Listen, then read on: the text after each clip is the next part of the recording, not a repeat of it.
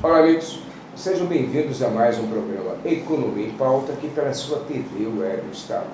Para nós, é sempre sinal de prestígio contar com você, nosso internauta, que acompanha sempre as nossas entrevistas. Hoje eu tenho um prazer imenso em trazer para o programa Economia em Pauta o procurador, o senhor Pedro Guariguazi. Ele é o presidente da Associação dos Procuradores do município de Fortaleza. E eles vêm desenvolvendo um trabalho fantástico. Mas antes de nós conversarmos sobre o trabalho que a Procuradoria vem fazendo, eu quero liberar os nossos microfones, as nossas câmeras, para que o doutor Pedro possa cumprimentar os nossos internautas. Fique à vontade, por favor. Queria cumprimentar a todos que nos acompanham. É um prazer vir aqui conversar com você, Marcos, e os demais internautas aqui presentes. Doutor Pedro, a Procuradoria vem realmente fazendo um trabalho assim fantástico. Todos nós aqui do nosso estado, do Brasil inteiro, vem acompanhando os trabalhos que os procuradores vêm fazendo. E o que me chamou muita atenção, uma das coisas que me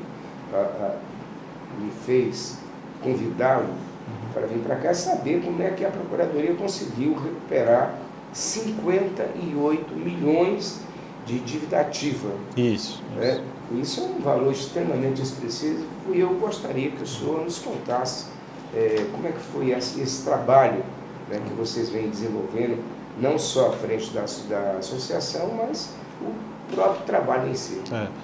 A Procuradoria tem trabalhado no intuito de ajudar a administração, ao governo municipal, a efetivar as suas políticas públicas, né? A gente sabe que a política pública é do gestor, atualmente é o prefeito Roberto Cláudio, mas ele só pode fazer qualquer coisa se houver recursos financeiros, né? E nós temos trabalhado incessantemente na procura de efetivar tais recursos, né?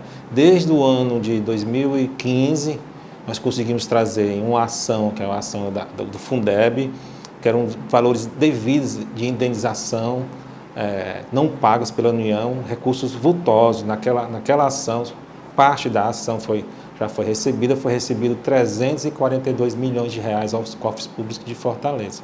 Dessa ação? Né? Dessa ação. Além disso, a gente tem procurado cobrar a dívida ativa, que é algo difícil, porque muitas vezes o mal pagador é o que deve mais, por isso que não paga, e o pequeno paga. Então, nós tivemos que reestruturar toda a Procuradoria, com o apoio do Procurador-Geral do município, o doutor Zé Leite.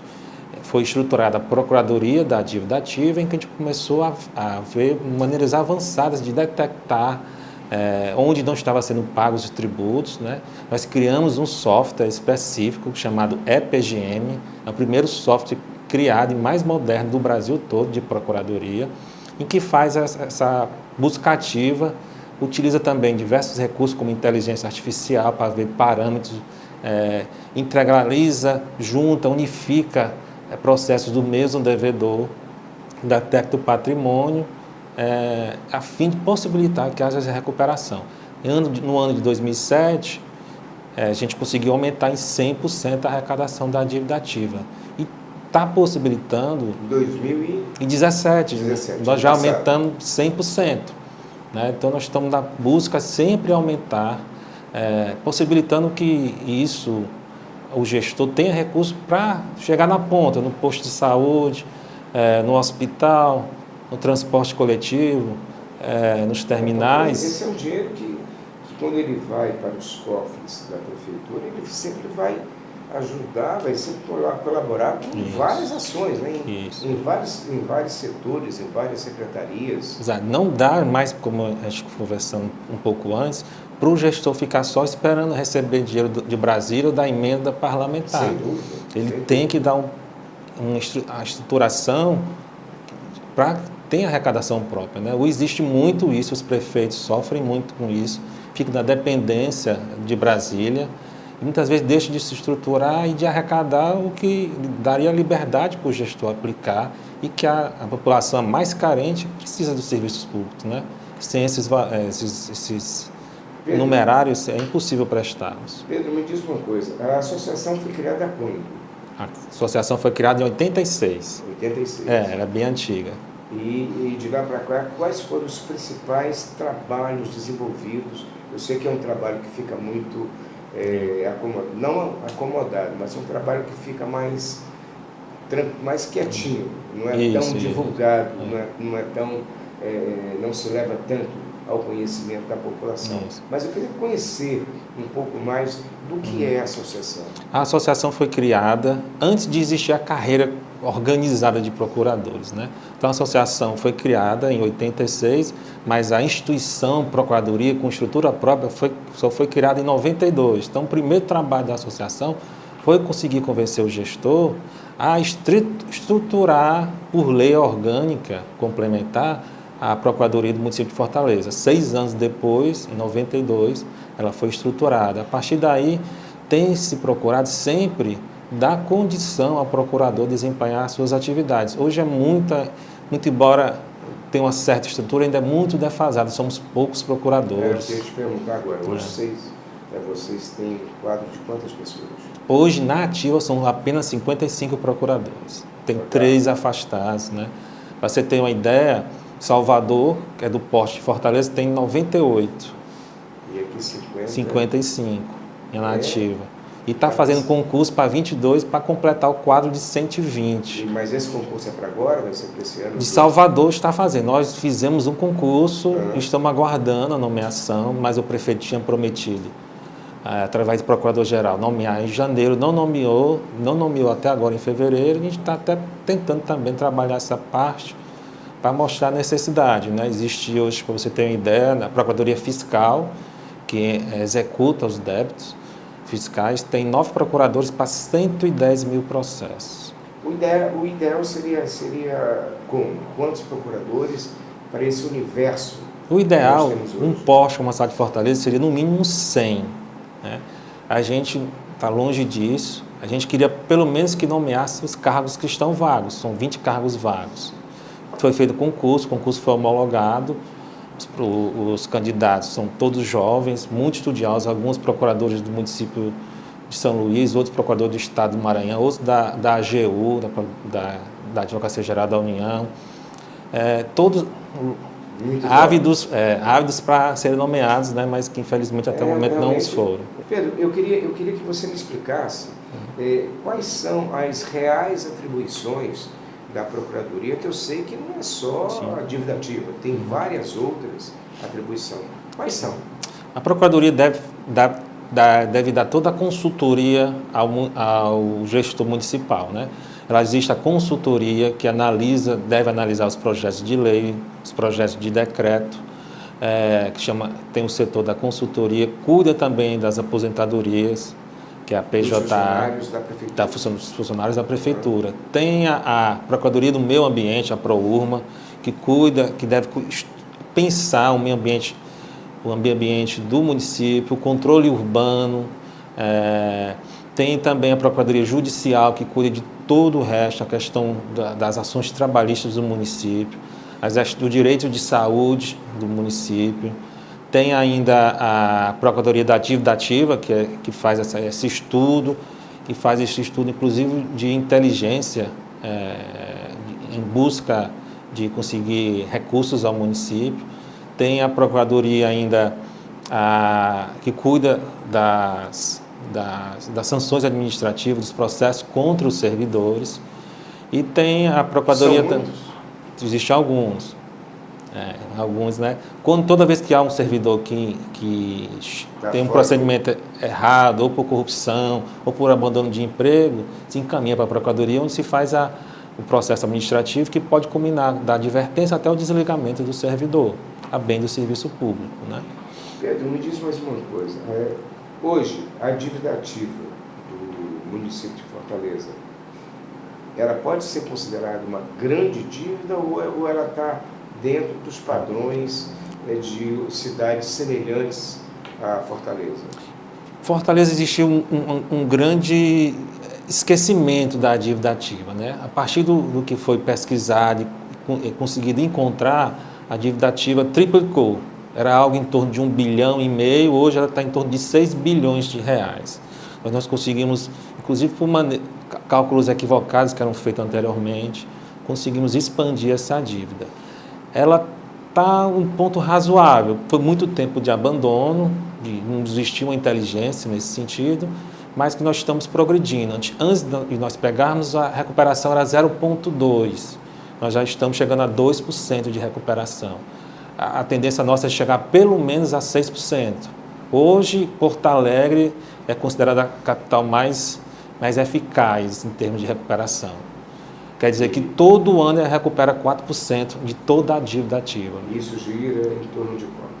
De 4% da dívida ativa. Você considerar que se fosse 6 bilhões, se a gente recuperasse 4%, nós recuperaríamos 240 milhões por ano. É um valor bastante específico. A gente quer chegar a 6%, recuperar em torno de 300 a 400 milhões por ano. É nossa meta, o município de Fortaleza. Eu quero te pedir um favor, Pedro. Eu gostaria que você explicasse um pouco mais para os nossos internautas que não conhecem, não sabem o significado real do que quer dizer dívida ativa. Eu gostaria que você, como procurador, explicasse ao nosso internauta o que significa isso. De repente você tem uma empresa e você nem sabe, não tem conhecimento do que está acontecendo. Ele agora vai explicar para você. O que é a dívida ativa? É toda a dívida tributária e não tributária, seja de uma empresa, seja de uma pessoa física, que deve tributo ou multa ao município de Fortaleza. Por exemplo, você não paga o ISS. Era muito comum, a empresa fechava, ela passava um tempo prestando serviço, ela fechava e não pagava o tributo, deixava o débito e o débito acabava sendo esquecido. Hoje em dia, quando tem um débito, a gente já faz o levantamento, já pesquisa se tem patrimônio, se houver, já pede que aquele patrimônio fique indisponível e, se for o caso, até caminha para protesto. Esse tipo de trabalho é que tem feito essa possibilidade. Isso, qualquer tipo de dívida com o município. Com o município de Fortaleza. Quer seja uma multa de trânsito até multa de trânsito tem a Procuradoria da AMC, que, como é uma autarquia, é separada da Procuradoria do município. Da Procuradoria. É outra Procuradoria. Procuradoria da AMC, porque ela é uma autarquia. Tirando a AMC, todos é com a Procuradoria. Estão ligados à Procuradoria. Então, a dívida ativa é uma dívida que o contribuinte tem com o município de Fortaleza. Né? Você falou em pessoa jurídica e em pessoa física. Pessoa física acontece muito IPTU. É mais comum IPTU. Né? O município de Fortaleza existia sempre essa cultura de, a cada 4 anos, inclusive, aumentar o IPTU. O que acontecia? Não se cobrava de quem não pagava. E quando você não cobra... Quem está isento, Pedro? Está isento é quem tem um único imóvel até 58 mil. Ou é viúva, ou é servidor público municipal, tem uns casos. Mas, para a regra geral da sociedade, quem tem um imóvel avaliado até 58 mil é isento. É isento. Isento de IPTU. A partir de 58 mil... paga só a partir da diferença, não paga sobre todo também não. Mas o que acontecia? Eu acho que todos estavam acostumados, a cada 4 anos se aumentava o IPTU. Não, ou seja, quem não pagava, ficava meio que por isso mesmo, não era cobrado. O gestor municipal precisava aumentar a arrecadação, aumentava o IPTU de quem pagava. Inclusive, ano passado, existe até um estudo do prefeito aumentar novamente o IPTU. Sobre esse assunto, eu quero te fazer uma pergunta. Muito recentemente, nós tivemos aí algumas cidades que aumentaram absurdamente, coisa de aumentar 1000%, 3000%. E as pessoas ficaram sem saber o que fazer. De repente, pagavam, teoricamente, pagavam R$30, passaram a pagar R$3.500, alguma coisa mais ou menos nesse nível, e ficaram desesperados. Isso pode vir a acontecer conosco aqui em Fortaleza? O nosso trabalho é justamente para evitar isso, né? Como eu estava dizendo, existia essa cultura de cada 4 anos aumentar o IPTU, justamente porque não havia a dívida cobrada de quem não pagava e se cobrava mais de quem pagava. Essa lógica a gente quer quebrar. Existia até uma indicativa de aumentar novamente no primeiro ano de gestão, da segunda gestão do prefeito, mas em virtude desse trabalho, de poder se recuperar esses valores, não foi mais necessário o aumento do tributo. Então, esse trabalho da Procuradoria de cobrar de quem deve, que trazendo os recursos a título de exemplo são esses, fora outros, existem outros inúmeros recursos trazidos, é que se evita, que faz a justiça tributária. Evita-se cobrar mais de quem paga, a partir da premissa de cobrar de quem não está pagando, que não está contribuindo com a sociedade. Muita gente reclama do tributo, mas é essencial o pagamento do tributo para manter os serviços públicos, né, de limpeza, claro, de tudo claro, na cidade. E nós sabemos que o IPTU, ele contribui, ele tem uma parcela de contribuição extremamente significativa nos cofres da prefeitura. Certeza. É uma parcela realmente muito grande. Agora eu te pergunto uma coisa, Pedro. Se é tão importante e ajuda tanto, por que não cobrar, fazer esse ajuste ou reajuste anualmente ao invés de 4 em 4 anos? É porque muitas vezes o gestor, eu vejo com uma apreciação minha, ele evita o desgaste. Aumentar tributo nunca é bom, nunca é bom. Então, geralmente o gestor faz isso no primeiro ano de mandato, né? Evitando que se aproxime-se da eleição dele como a eleição seguinte de governador. Muitas vezes o prefeito apoia um governador e ele aumentar o tributo não é bom politicamente. Mas o que a gente sempre advoga na Procuradoria é que não se aumente o tributo. Cobre de quem não está pagando. Porque não faz mais sentido uma carga tributária tão grande, o gestor querendo sempre aumentar o tributo, que é muito comum, não só os prefeitos, né, mas os governadores e o presidente, a todo momento quer aumentar o tributo em vez de procurar arrecadar melhor e distribuir esse ônus, principalmente para quem não quer pagar, né? Essa dívida ativa seria, digamos assim, o maior reforço de caixa para a prefeitura ou não? A dívida ativa se recupera de algo que não se esperava mais recuperar. Então, tem a parte da cobrança, tem a parte da cobrança regular, que é da CEFIM, que é o lançamento tributário. Então, se todo mundo pagasse imposto, não precisava de cobrança.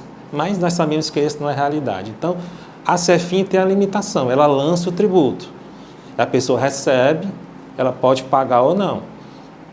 A ela não pagar, é como se mandasse para os advogados cobrarem. Nós somos os advogados do município, dos munícipes, né? Nós não somos advogados do prefeito, nós somos advogados e que nosso trabalho é essencialmente nessa parte tributária, muito embora seja muito maior, cuide do meio ambiente, cuide da saúde pública, cuide da parte trabalhista, da consultoria, da elaboração de projetos, mas nessa parte é essencial para trazer os recursos complementares, né, que possibilitam essa efetivação dos serviços públicos. Aí cabe à população cobrar do gestor a aplicação deles corretamente. Da dívida ativa, nós temos, para a pessoa física, nós temos o IPTU. Quais são os outros tributos que tem? Essencialmente é o IPTU, ISS e o ITBI.